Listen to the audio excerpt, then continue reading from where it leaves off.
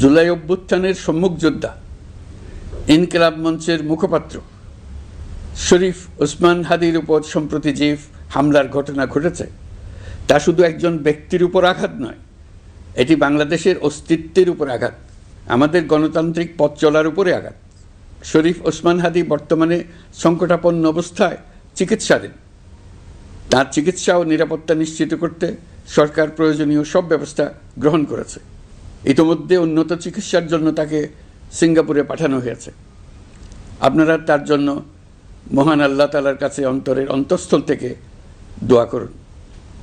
সরকার এই ঘটনাকে অত্যন্ত গুরুত্বের সঙ্গে দেখছে। ঘটনার সঙ্গে জড়িতদের প্রাথমিকভাবে চিহ্নিত করা গেছে। আমি দেশবাসীকে আশ্বস্ত করতে চাই, যারা এই ষড়যন্ত্রে জড়িত তারা যেখানেই থাকুক না কেন তাদের কাউকে ছাড় দেওয়া হবে না। আমি পরিষ্কারভাবে বলতে চাই, পরাজিত শক্তি ফ্যাসিস্ট টেররিস্টদের এই অপচেষ্টা সম্পূর্ণভাবে ব্যর্থ করে দেওয়া হবে। ভয় দেখিয়ে, সন্ত্রাস ঘটিয়ে বা রক্ত ঝরিয়ে এদেশের গণতান্ত্রিক অগ্রযাত্রা কেউ থামাতে পারবে না। আপনাদের প্রতি আহ্বান জানাই, সংযম বজায় রাখুন, অপপ্রচার বা গুজবে কান দেবেন না।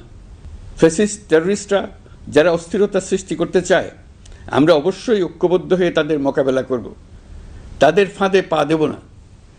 পরাজিত ফ্যাসিস্ট শক্তি এদেশের পবিত্র মাটিতে আর কোনো দিন ফিরে আসবে না।